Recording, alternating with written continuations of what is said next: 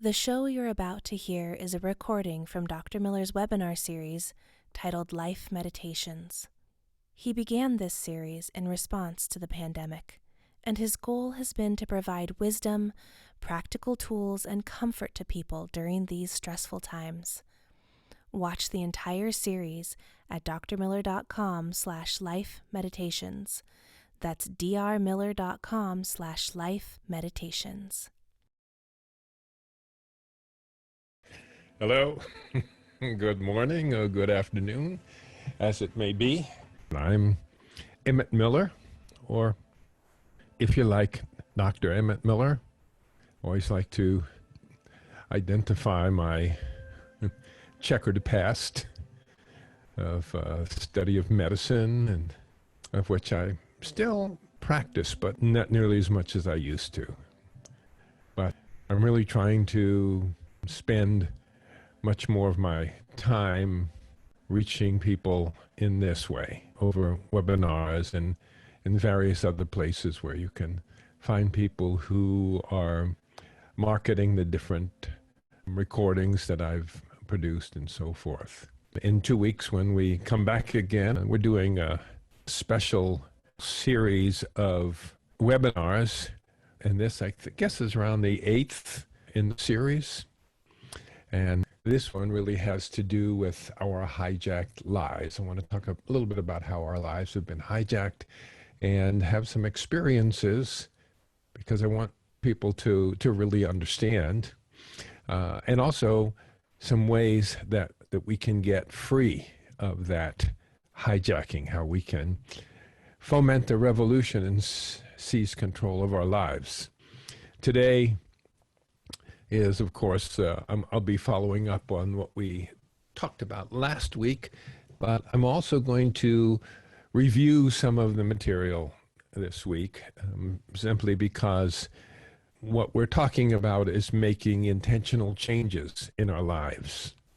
And to make those intentional changes, we need to be intentional, and we have to understand what it is that we're changing, and we have to learn new ideas and concepts. And sometimes they're not learned in just one sweep. So repetition is a very important thing. So I'm going to ask you to begin by experiencing some relaxation. And again, I want to start by pointing out some of the issues that we're addressing and that we all need to deal with. And those issues are kind of uncomfortable for us to have to deal with or to think about. And so we want to think about things from a place of relaxation. As we talk about many, many times, in order to use the higher levels of our brain, we need to quiet the lower levels of our brain. I can't exaggerate too much how important that is. So if you like, you can just enjoy this underwater photograph that's on your screen now, or simply allow your eyelids to close and become aware that there is no other place that you need to go at this moment in time. There's nothing else that you need to do. And there's no problem that you need to solve. And therefore, you can give yourself permission to relax, let go, to come into the present moment, because this present moment is the only moment that actually exists. Take a deep breath in. As you let it out, let it be a feeling of letting go. And let yourself sink into the little pause after you've breathed out and before you breathe in again. Because that's the quietest time of all, for all your mind and body. Let yourself sink deeply into that pause. Imagine with each breath out, you're emptying your body of all unnecessary tension, breathing out carbon dioxide and other toxins. And then notice how each breath breathes in for you. You don't have to do it. Relax, be still, serene, and feel this miracle of the air breathing you. that there's some wisdom deep within that knows to take in another breath, to breathe more life into your body. And with each breath out, empty your mind. Whatever thought is in your mind, with your next breath out, breathe it out, right out through your nostrils. And by unnecessary thoughts, I mean doubts or questions or judgments or criticisms, thoughts about the past or the future that don't exist. Be here in the moment. This is the only moment that exists. Breathe that thought out and experience that moment of silence and stillness and peace. Good. And go to that place within you right now that is capable of experiencing gratitude, thankfulness. What can you think of to be grateful for today? Today, for almost the first time in a month, the air here is clear. I am so grateful for that. The sun is shining. The leaves are still green. The air has a little touch of chilliness in it, hinting that fall is on its way. And I feel deeply grateful for that. I feel deeply grateful for those that love me. I feel deeply grateful for my legs that can carry me from place to place, for my ears that can hear sounds and music, and my voice that can make music and sing. So much to be grateful for. And at this moment, there's no room for anything else except gratitude in your mind, in your being, as you empty out all distractions, breathing. Good. And allow yourself to remain relaxed as I reflect for a minute or two on just where we are at this point in time, and a little bit about what we're dealing with at this moment in time. Because this is quite a remarkable time in the history of humanity and of the planet. In fact, I'll say it's time to come out of denial and get real. So as you allow your eyelids to open, and if you have a screen with images on it, you may want to enjoy those images as they pass by on the screen, or allow your eyelids to be closed, or just focused in some neutral place. Because it's time to come out of denial and to get real. It's time to take a serious look at the world that we live in, and at the suffering that's all around us and within us. What the hell happened? The world wasn't like this 5, 10, 20 years ago. What happened to that, what we experienced in the 60s, that the hopefulness, better living through chemistry, the arrival of the information highway. Yes, we've done wonderful things. We're brilliant with our powerful minds. We're on the moon. We've invented computers. We have the information highway. We have so many amazing things that we've accomplished. And yet, there's so much unhappiness. The world seems so much more dangerous. Yeah, we're beset by deadly communicable diseases that the scientists tell us are just beginning to dawn on us, including the particular disease that we have right now that has us doing social distancing. If there was ever a time that we needed to be close to each other and to feel the warmth and touch of other human beings, and yet Here we're being forced to stand apart from each other.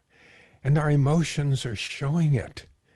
Just our general emotions of frustration with everything that's going on out there.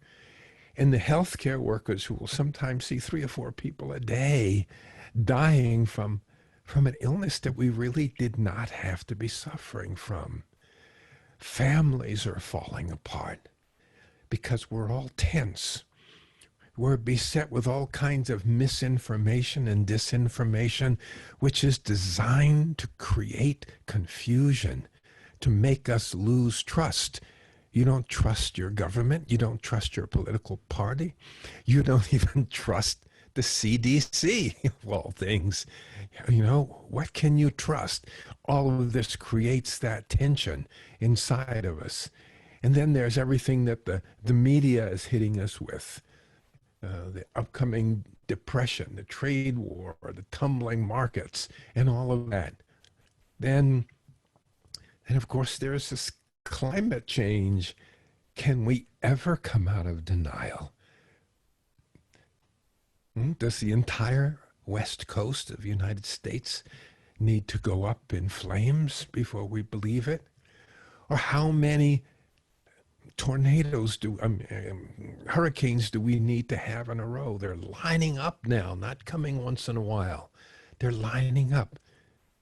What's going on? What can we do about this? Millions of refugees, more than ever, living in horrible conditions.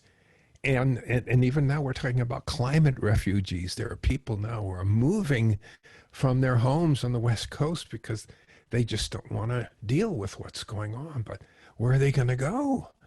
They're going to go into other cities, other towns that, don't really want their population increasing. Whatever are we going to be able to do given that situation? And the slavery that we have around the world, we didn't make a better world, including the sex trafficking, which is so much greater than most of us know and that the media tells us about. From what I hear from people on the inside, at the medical level, it's horrendous what's happening there. And then, of course, there's the pollution that we have and the nuclear threats that we have. There's the riots in the street, the armed confrontations that are going on, the toppling of statues and the people who are fighting against the toppling of statues, and then the anger and cruelty and meanness and contempt and vituperation, even at the highest levels of government. Don't you just sometimes want to scream? I know that I do. And I know that a lot of other people do too. Well, what I want to say is that there are things that we can do about that. As terrible as it is. But in order to do something about it, we have to first understand what it is that we're fighting. Most of us and most of our governments are busy rearranging the deck chairs on the Titanic, instead of dealing with the fact is that we're just about to crash into about a dozen icebergs. There are things that we can do, however, but not if we're so busy wasting our time in the way that we have been doing it. What I want to talk about is what I feel is the key to it. It's the result of my 50 years of studying this. I've been writing about it and teaching about it for decades. And what I want to say is that our lives have been hijacked. And that's what we're talking about here today. Our lives have been hijacked. They have been doubly hijacked. First of all, by our 500,000-year-old monkey brain that is reacting with illness-producing stress in this world. But that stress that we're experiencing in the way that we're reacting is not helpful to us, it's hurtful to us. Secondly, on top of that, our lives have been hijacked by our cultural overlords and their thousands of attention engineers. using mass hypnotic techniques to steal our peace of mind, to sell us products and candidates, not by addressing our conscious mind, but by manipulating us at the unconscious level. And that's what I'm here to talk about, because my work for so many decades has been to teach people how to enter a state of mind which allows them to take charge of that subconscious part of our mind that our media and now the internet has taken charge of and is in control of. We have been hypnotized into believing that we are free. We've been convinced by propaganda to believe and act and vote against our interests. Have you noticed? Some thoughts from David Gruder, who wrote a book called The New IQ a few years back. You can find him if you go to drmiller.com and write Gruder, Gruder, and you can find our conversation. And they have hijacked our happiness. They made us believe, or have led us to believe, that if we have more, then we'll be happy. We believe that. We may not think we believe that. We may think that we've transcended that, but few of us have.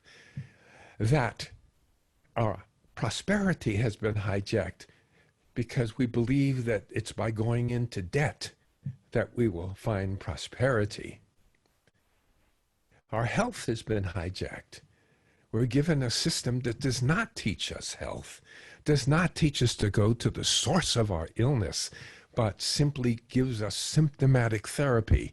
It's a sick care system. The system loves you if you're sick, because then it can give you symptomatic therapy, and you may be taking that for the rest of your life, but it doesn't go to the source, with the exception of bacterial diseases for which we have a direct cure, the antibiotic to which that disease is specifically sensitive, and surgery. That's a cure. If you have a cancer that has not spread through your body and the surgeon goes in and pops that out, you're cured. Outside of that, there's no cures in medicine. We're just treating symptoms, the traditional kind of medicine that our system has given us. Our patriotism has been hijacked by fear and propaganda. And, you know, my goodness, as I said before, just want to repeat it, that the forces out there right now, their goal is to create insecurity, to make us not trust our doctor. Don't trust the CDC. Don't trust your government. Don't trust your democracy. You know, no wonder Iran and mainland China and Vladimir Putin, I mean, they're just having a ball, you know, joining with the attention engineers that work for the corporations, because the more anxiety they can produce, the more disruption they can produce, the more they will be able to push us unconsciously towards the ends that they desire. It's not being done for us. We've been hijacked, folks. And our thinking has been hijacked because we've been tricked into using the old paradigm. I talked a little bit about that last time. I'm going to go more into it this time, because this is the critical piece. We simply need to change our way of thinking in a way that most of us don't even understand how. Who's to blame for all of this that's going on? I'd like to borrow a phrase that's been modulated from Bill Clinton's, it's the system, stupid. The system has evolved a matrix that controls us through the information that it allows us. And media, and particularly now the internet, social media, form an essential part of the matrix and is a primary tool for managing and controlling our thoughts, our feelings, and our behaviors. So let's talk a little bit about how this works. What's the basis of how all of this works on us?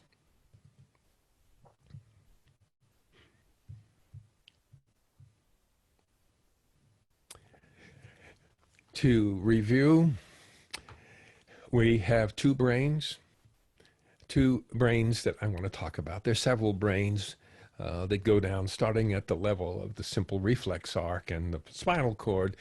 But at the higher level, we see two brains that are really important. One is the brain that exists in the paleocortex, the old cortex, the monkey brain. That's a brain that evolved perfectly for the world we lived in 500,000 years ago. But that brain reacts with strong emotions because those strong emotions prepared us for instant physical action, fight, flight, freeze, or faint. That was it. And that was great 500,000 years ago. And that's what we call system one thinking. Now, there's another brain on top of that that has grown since then, and that is the neocortex. And that's a part that really human beings have, that vast neocortex, which gives us the ability to think in a different way. System two thinking. And that system one, the monkey brain, when it reacts to today's issues like climate change or COVID-19 or social isolation or an unhappy family, its responses actually make us sick. Most of our diseases come from that, and I stand ready to defend that. I'm serious about that. And I'm saying that as a scientist, a physician, and a mathematician. Most of our illnesses come from that. And what's doubly terrible about it is that when we react with those emotions, whether or not we allow ourselves to be consciously aware of the fact that we're feeling the emotions, we can suppress them. So they don't come to awareness, but they still have their effect. They make us sick and they control our behaviors. And one of the ways it does that is because it shuts off the higher mind. Your limbic system, your amygdala, your hippocampus, all of those structures in the paleocortex, your subconscious mind, your monkey mind, whatever you want to call it, your emotional brain, it shuts off. Because if you're running from a saber-toothed tiger, you don't want to be writing a poem or thinking of long-term solutions. It's like act now. So your brain is shut off. And that's why you do so many stupid things when you're upset. You say things and you go, oh my God, why did I say that? You drink things, and why did I drink that much? You smoke things, why did I do that? Well, the reason you did it is because you weren't in your right mind. Because your subconscious mind, your paleocortex, your monkey mind hijacks your thinking. That's the first way that it happens. And that's the really important piece that I like to talk about, that even when people talk about stress, we often don't stress enough this aspect of it, that it shuts off your higher thinking. In other words, limbic system arousal produces cortical inhibition, LSA-PCI, if you like initials. Now, our goal is to learn how to use the higher part of our brain. We have the ability to get out of the mess. Global warming is, we missed it. If we had done something, let's say back when I wrote my book, Our Culture on the Couch 10 years ago, we still could have stopped it. We can't stop it now, but we can slow it down a lot, and we can save hundreds of thousands of lives and homes. And if we learn to use the higher part of our brain, the prefrontal cortex, the brain's brain, that's what I'm talking about, teaching you how to use. It's what's transformed my life and the tens of thousands that have worked with my materials in the last 40 or 50 years. It requires a little thought. You need to use some wisdom, and you need to practice because you've been trained. Pavlov would be thrilled to see how we've all been programmed. What we want to do is to tap into our intelligence, into our wisdom, into our creativity, and our ability to touch our spiritual guidance. If we change then the functioning of our mind, of our body, our emotions, and our behaviors. Our goal is healing and wholeness. And another way of talking about this is for us to look at the fast thinking of that subconscious part of the mind and how we need to replace it with the slow thinking. And by that, what I mean is that system one thinking is fast, it's unconscious, it's automatic. All day long, we're making those decisions. And, usually they're right, but sometimes they're horribly wrong. They're very error prone because there's no consciousness. System two is slow, but it's conscious, it's intentional, it's effortful. If I say, what color is an apple? You can tell me, red. Didn't require any thinking, that was automatic. And if I say, how much is 37 times 45? You have to use system two thinking because you have to go to that higher level of your mind. So the issue here and what can trick us is that system one jumps in there and makes decisions before system two comes online. And often after we make the wrong decision, then we defend that wrong decision because we don't want to be wrong. We end up arguing for things that are ridiculous and we get ourselves in deeper trouble. This is how system one hijacks our thought processes. And this is the prefrontal cortex there in red, which is what we want to bring online. As we talked about last week, there is a system in which the higher levels of the mind, and then what I call mind there is really the neocortical and prefrontal cortex. What I'm saying, calling emotion there, that's really governed by the monkey mind, by the limbic system. And then finally, there's the body underneath that says the things that we say, drinks the things that we drink, etc. And how it should work is that the higher levels should control the lower levels, and the lower levels should give clear information to the higher levels. But that's not what's going on. The way we make ourselves sick and the way we screw up our lives is because we allow our emotion to affect the thoughts that are in our mind. And the reason we have to go in that direction is there's a hierarchy. And there are things that emerge, abilities that emerge as you go up in the system. And so for certain decisions, you really need to go to your conscious mind because only your conscious mind has the ability to understand it. We talked about the old paradigm, which sees things as black and white, us versus them. It believes in the zero-sum game. In order for me to win, you have to lose. It's the way capitalists and warriors and competitors tend to think. And at the highest levels of government, I'm going to bring this person in to work. He's the greatest. This is the greatest guy. He's going to do a wonderful job. 6 months later, he's a jerk. He's a fool. He's a disgruntled, black or white.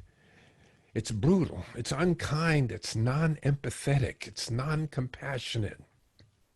It's a dualistic, either or kind of logic.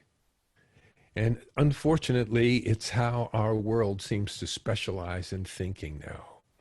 I sometimes call this violent thinking. But I'm saying violence with a capital V because it's a special kind of violence. When I don't treat you as a human being, when I treat you as a thing, when I feel contempt for you, when I attack you because of your color or because of your national origin or because your beliefs are different than mine, I'm not treating you like a human being. I'm being violent to you. When I don't hire you because of a prejudice, I'm being violent to you. If I don't give you a chance to say your piece, I'm being violent. If I get angry and attack you and suppress you through anger or even through yelling at you, what right do I have to do that? I'm being violent to you. So that violent approach to the world is analytical, black or white, either or. It's exclusive, judgmental, contemptuous, rejecting, debating, and attacking. Well, it has brought us to this crisis point. And I'm saying that crisis, the crisis in our physical diseases, because most of our diseases are about stress, but we're not looking at stress. We don't know what stress is. We're trying to numb out stress and beat down the symptoms of stress without looking at the true cause, which of course we've talked about before. And then at the same time, at the cultural level, at the global level, at the national level, at the community level, at all the collective levels, our systems are breaking down because we're using the wrong kind of thinking. What we need is a paradigm shift. Ooh, what's a paradigm shift? It's a shift, a fundamental shift in how we think about things. It's a transformation, a metamorphosis. It doesn't just happen, paradigm shifts. And we talked about some paradigm shifts in the past. We talked about how we shifted from being hunter-gatherers to being farmers. We talked about shifts from Newtonian physics to the physics of Einstein. We talked about going from creationism, where we thought rotting meat created bacteria and insects, to Darwinism, where we see where creatures come from. And it's a kind of second order change that we want to look at, a different way of thinking in addition to. Sometimes it's important to analyze. Sometimes it is important to get the hell out of Dodge or punch somebody in the nose. What can I tell you? You know, mess with my kids, I'm going to punch you in the nose, dude. That's just how it goes. That's how it needs to be, right? You need cops. I'm not for defunding the police. I mean, I'm for constraining them to doing the job they should be doing, right? You know, to protect and defend, and serve. You know, sometimes you need that, but we use that thinking exclusively. And there's another way of thinking. It's kind of the way the world has been thinking. It's kind of like a caterpillar. Its logic is it eats, and as it eats, it grows bigger and bigger and bigger. It protects itself from animals and enemies by maybe painting a funny face on its butt. We make it look like a flower, but its job is to continue to eat and eat and eat and consume. That's its logic. But then something happens. There's a group of cells within that caterpillar that make it curl up and knit a cocoon around. Some of them do a pure silk cocoon around them. Isn't that nice? And within that cocoon, there's something inside of it's called the imaginal, a group of cells that take over. And inside of that cocoon, the caterpillar turns into green slime, and a new creature grows out of it. And that new creature is very different. It's not about crawling around and getting fat. It has beautiful wings. It flies, and it spends its time drinking sweet nectar from flowers and making love. That's a paradigm shift.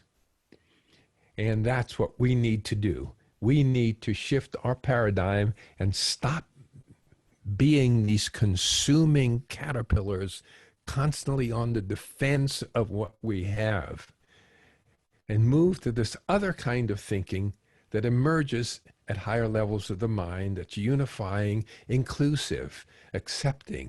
It seeks wholes and wholeness. That's why we call it holistic. It's a systems approach. And for those, I'm talking, of course, over and over about the systems approach.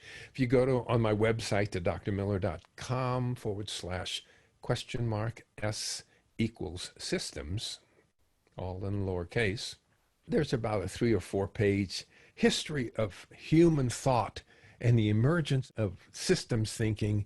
And system thinking allows us to think about things in a way that's not present in any other logical or scientific approach. We need this kind of thinking to deal with the world that we're in. We need a thinking where we can be together and connect with each other. We need both and. We need to look at wholeness and how we can serve each other. It's not about somebody winning and somebody losing. It's about how we can do it all together.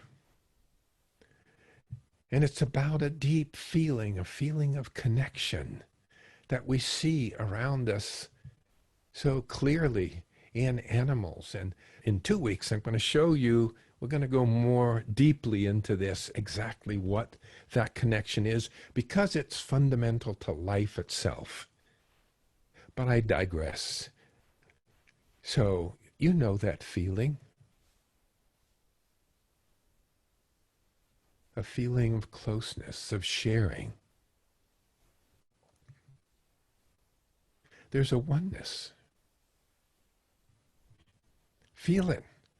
That's why I'm showing you the images, or asking you to imagine them in your mind, of the kind of connections that we have in families, in close-knit groups, in many different cultures.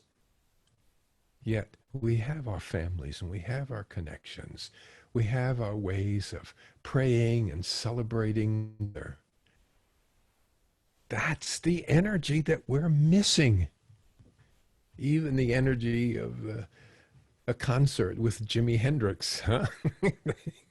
Yeah, it's all of us like one huge meta-organism.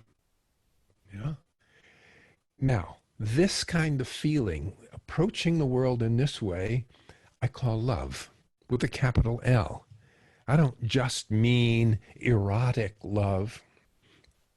We'll talk about the different kinds of love next week, but I'm talking about love with a capital L. I mean shared values, inclusiveness, both and.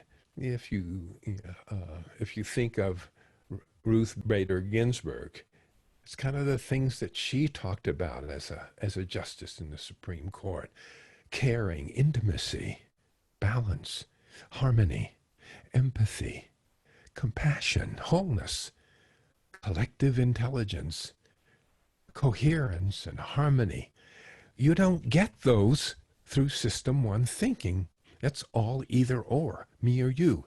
I win, you lose. I'm a great guy and you're a jerk.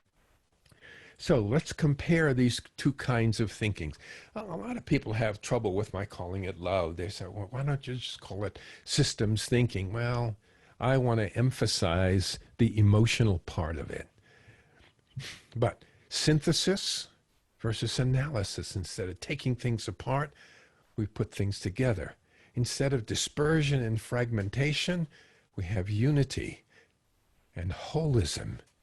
Instead of being polar in the polarized world that we're living in now, how incredible polarization that is destroying our country, right? I mean, let's see, those of you who are listening to this after the election of 2020, did we have an armed revolution where people shooting each other in the streets? Did our democracy collapse? Because right now, while I'm speaking, we don't really know. But to be organic versus polar, or bipolar, or polarized, integration instead of differentiation and prejudice, thinking locally rather than being purely locally focused. As Gandhi said, think globally and act locally.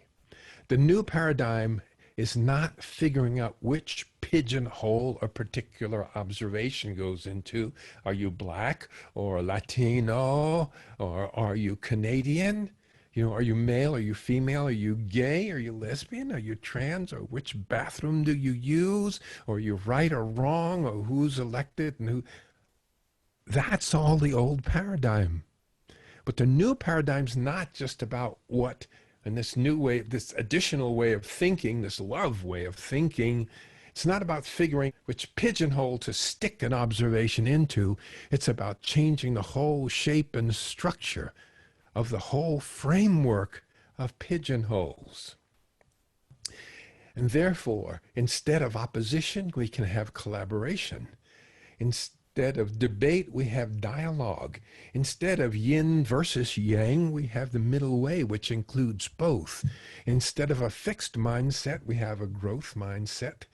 It's more of a wave motion instead of a particle motion that we want to have. We want to assimilate, and we want to have anabolism. We want growth and not breaking apart. We want union and not division. Now, love and violence are not really opposite. I want to make that point again. At least not in higher orders of thinking. They're complementary. There's a part of me that fights. There's a part of me that makes decisions. I'm going to buy this car, not that car. I'm going to call this person, or I'm not going to call that person. Yeah. So you need to be able to think that way. But there's this additional way that we need to think. And that's what's crucial. How do we think that way? Some simple examples. Of course, my favorite. Two sisters come into the kitchen. They arrive in the kitchen at the same time, and there's a ripe orange in the middle of the table. And then both the sisters jump for the orange, and a big fight ensues. And the father comes in and says, wait a minute, you know, you're both sisters. We share and share alike, but cut the orange in half. Each of you have a half. Well, the sisters, okay, they stop fighting. At least the other one didn't get something. But, you know, the mother comes in and says, what did you want the orange for? And one sister says, oh, I wanted the flesh of the orange to make a fruit salad. And she said to the other, what did you want it for? It says, I wanted the rind of the orange to make marmalade. So she took the same orange and divided it differently. And both girls ended up getting more. How interesting. That's using this higher level of thinking. It's not just making it equal, but of solving the problem in a higher level kind of way. Or the other story that always comes first to my mind is in the Second World War, when there was a captain who was living in the French Revolution. This captain lived in this town for several years. He knew the people in there, but the revolution was happening and the people in the town square were rioting. So word went to the general that the people were rioting, and the general says, well, order your men to fire into the rabble. And well, the captain says, my goodness, I know all these people. I'm friends with them. And yet I have these 10 soldiers. I'm going to have them fire into them and just willy-nilly kill them. But on the other hand, if you don't obey your general, what is it? You can guillotine or worse. So he was stuck, or seemingly stuck, in an impossible situation. But then he thought about it. And he turned to his men and said, point your rifles at the sky. And on my command, fire simultaneously, which they did, which created this huge noise that echoed through the plaza, the town square, and everybody froze and stopped and was silent, like, what was that?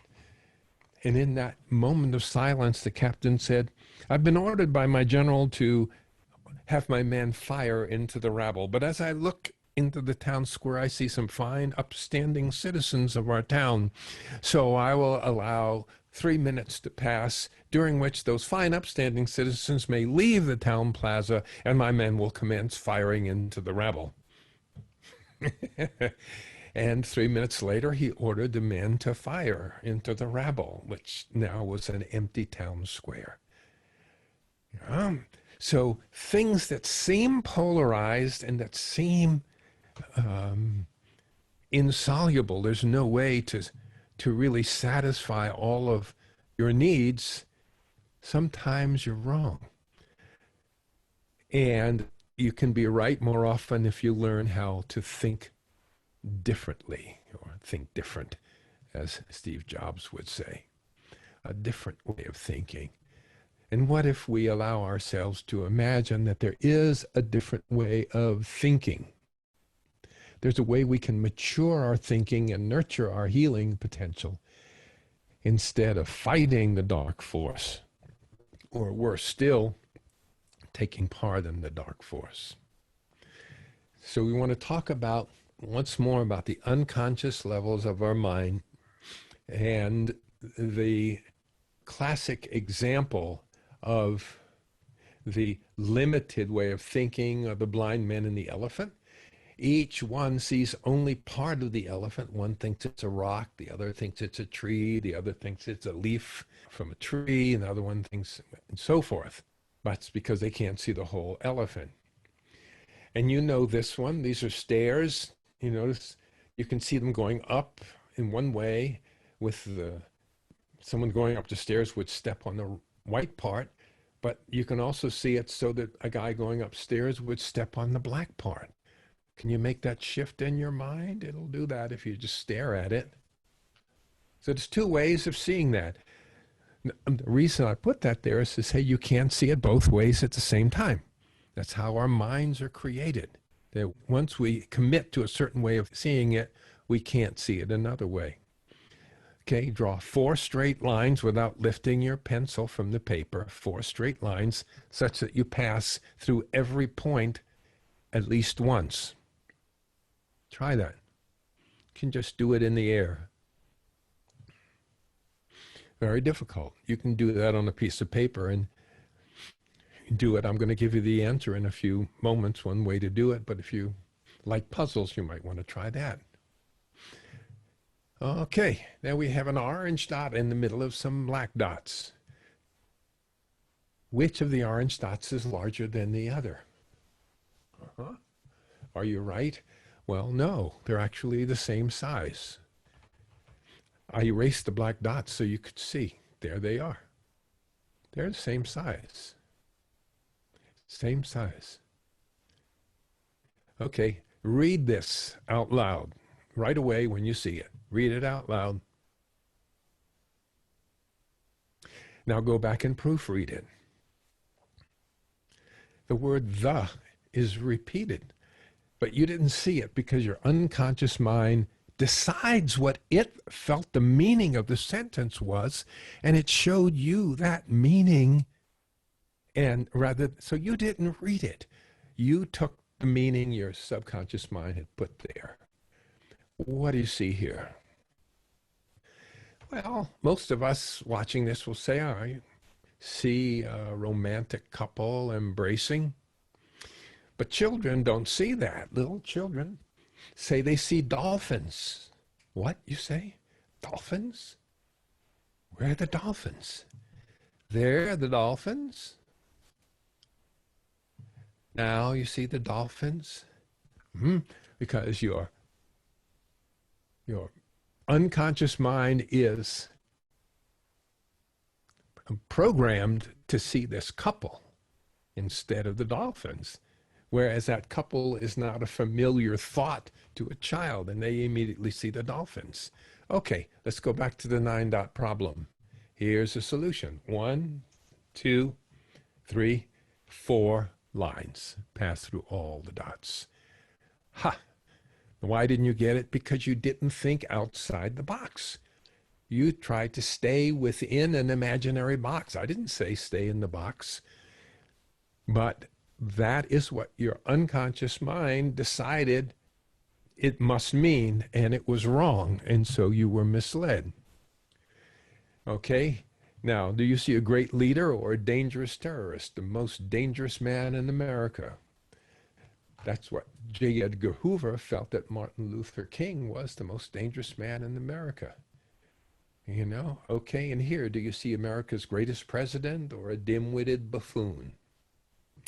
It's George Bush. It depends on who you ask. And it depends on what channel you get your news from. Two very intelligent people, but they vary completely in terms of what they see. Okay, what's this, huh? Think of the Star of David. There are people who are willing to die for that, who are willing to defend it with their life. Then there are others who are willing to defend the swastika with their life, and who are willing to go out and kill people in the name of that swastika. In fact, 6 million people were killed for that? Then there's a hammer and sickle. Stalin killed 50 million people, you know, because people were lining up behind that. And there we have the cross that many of us believe in. But on the other hand, look at the atrocities that were created in the name of Jesus. Look at the hundreds of thousands of little children abused by priests. Look at the Crusades, all done in the name of the Prince of Peace. Well, and yet there's a lot of people who believe in this. It's a very strange world we live in. And really depends a lot on where you grew up, what you learned, basically what was programmed into your unconscious. You were programmed to see the world in certain ways. Now, Sigmund Freud came along and taught us about the unconscious mind. Some of us believed it, but others couldn't understand it or didn't believe it. But there was one person who did believe it, and that was the nephew of Sigmund Freud, and that was Edward Bernays. Edward Bernays believed in that, and his work has done an enormous amount to change the behavior of our world. For instance, here we go, the standard American breakfast, eggs and bacon. It hasn't always been that way. Nobody ate eggs and bacon before. Bernays came along with the Hormel Ham Company, hired him to promote their product. So he sent out letters to 5,000 or 10,000 doctors saying, do you feel it's a good idea for people to have a nice heavy breakfast in the morning so they can work better? And 3,000 of the doctors answered him yes. So he put out the advertising that 3,000 doctors recommend that you have a heavy breakfast. And here's an excellent example of a heavy breakfast: bacon and eggs. And our habits changed. You're accustomed to seeing women smoke cigarettes, right? But prior to Bernays' time, no woman smoked. And if she did smoke, she would never do it in public. But the Lucky Strike Company figures, hey, we're missing out on a lot of people who could be buying our cigarettes. So what Bernays did was he enlisted several members of the fashionistas, high-class culture girls in New York, and worked it out so that they would be marching at the front of the Easter parade down Fifth Avenue. And at a certain signal, he was going to have all of them pull out their cigarettes and light them.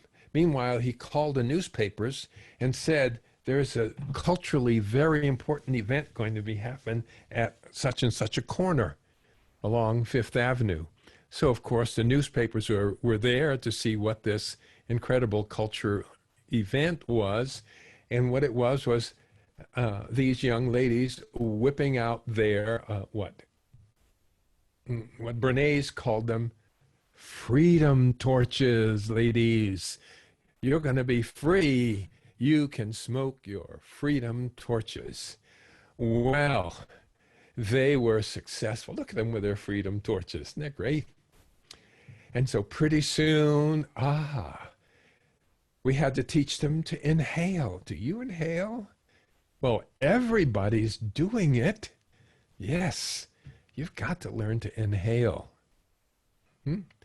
Until Bernays came along, people bought things because they thought they needed them.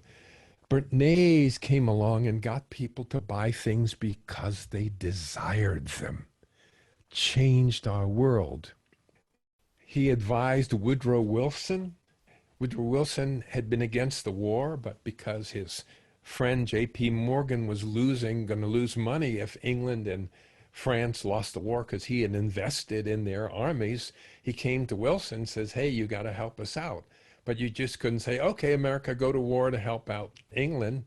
Instead, he hired Bernays, who said, no, we were going to bring democracy to all of Europe.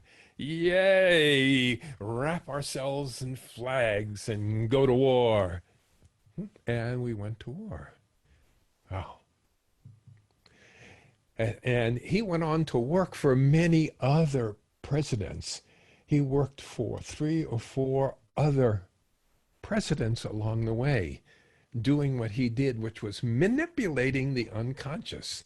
He said propaganda, he invented or started using that word, is the executive arm of the invisible government. He wrote the book called Propaganda, and Adolf Hitler and Goering and Goebbels read the book, and they applied those techniques with enormous skill, created the Nazi army. All this inspired by the principle, says Adolf Hitler, which is quite true in itself, that in the big lie there is always a certain force of credibility, because the broad masses of a nation are always more easily corrupted in the deeper strata of their emotional nature than consciously or voluntarily. And thus, in the primitive simplicity of their minds, he's talking about the monkey mind, they more readily fall victims to the big lie than the small lie, right? It's like, what? Yes. Since they themselves often tell small lies in little matters, would be ashamed to resort to large-scale falsehoods. And so we see politicians who lie, go to Politico, and they will add up how many lies Obama told every month or per year. They did it for Trump. They do it for all of the big wigs out there. Go and look at the number of lies. You'd think that the more lies a person told, the less popular they'd be. Ah, Hitler must be laughing. It would never come into the heads of normal people to fabricate colossal untruths, and they would not believe that others could have the impudence to distort the truth so infamously. Even though the facts which prove this to be true may be brought clearly to their minds, they will still doubt and waver and will continue to think there must be some other explanation. If you tell a lie big enough and keep repeating it, people will eventually come to believe it. Joseph Goebbels, who was in charge of propaganda for Adolf. And their success was enormous, and if it hadn't been for a gay guy who figured out how to make a computer work for us, he may have taken over the world. And we're still doing that. Okay, you can read more about Bernays' full-on movie called The Century of the Self. You won't, if you don't know about it, it's incredible. But it's really crucial that you learn what's going on in your mind. And right now, media, and especially social media, go and see that movie I told you about. It's on Netflix, The Social Dilemma. Go and see it right now. You've got to understand what's been happening. Okay, take a moment and breathe. Take a moment and relax. All of this is true. Much of it is new. But you're safe right now. Right at this moment, you can relax. Go back to that deep place within you. That place that's capable of gratitude for the things you really care about. Think of those you love. Think about the miracle of life itself. Understand that you have a brilliant mind and that you can best access this mind when you relax, when you become aware of what you really care about. What's your purpose in life? Are you an accident, or are you here for a purpose? Are you here to love? Are you here to give? Are you here to serve? Or maybe it's occurring to you that you're here to get together with others and join together to do something meaningful. What are your skills? What are your talents? Yeah, let's just suppose that you decided that you were going to live a life of meaning. What does your spirit tell you? Open to the spiritual level of your being. Go to your special place. Be at peace, resting calmly. If you had the power to do so, what would you want to direct yourself to do? Understand that you have the power to calm your mind and body. That each time you relax deeply or go into meditation, each time you go into deep prayer and quiet yourself, eliminate the anxiety, the tension, the stress, the frustration, the anger. They're all behaviors. You don't have to do it. You don't need them. They only hurt you, and you can tame them by relaxing. And once you've relaxed, now your full mind is available to you. And you can think. And you can create a strategy. I just want you to imagine yourself going forth. And each time you find your emotions getting worked up, each time you find yourself going to one of those addictive behaviors, going for a quick solution, attacking, thinking either or, bad, good, black and white, relax. Within you, it is vast, vast spaciousness. As Emerson said, within me, there are multitudes. Embrace all that you are. See your connection with those and with everything around you. And imagine yourself living with love and making choices that reflect love and integration and wholeness and healing and life. Imagine yourself doing that, looking to do it first. If necessary to use the old paradigm, go back to it, or use System 1 thinking. But imagine yourself using your higher mind.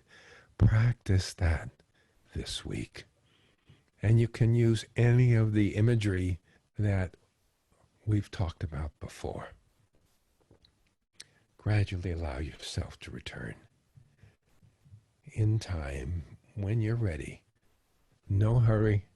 I'm not going to do anything very interesting except to tell you how wonderful it's been to be with you here today, and how sincerely I hope that you've been able to receive what I'm trying to put out there. I know that this is what we need. And if there's a way to spread this information, we can change it. They're not going to do it. They are not going to do it. But you and I, we can do it together. And we have to gain more people. So, share this with as many people as you know.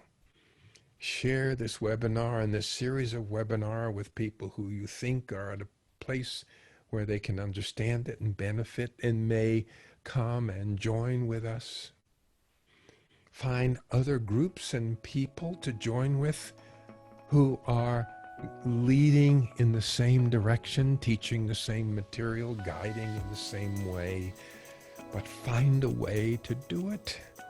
And please find a way to come back next week.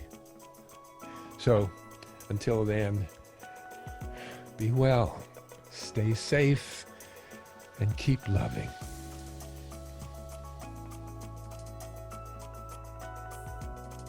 If you enjoyed this video and found its information helpful, please like, comment, and subscribe to Dr. Miller's YouTube channel. Doing this will help to get Dr. Miller's content to more and more people. If you'd like to watch the entire webinar series, you can do so at drmiller.com/lifemeditations. That's drmiller.com/lifemeditations. Be present, be kind, and be well.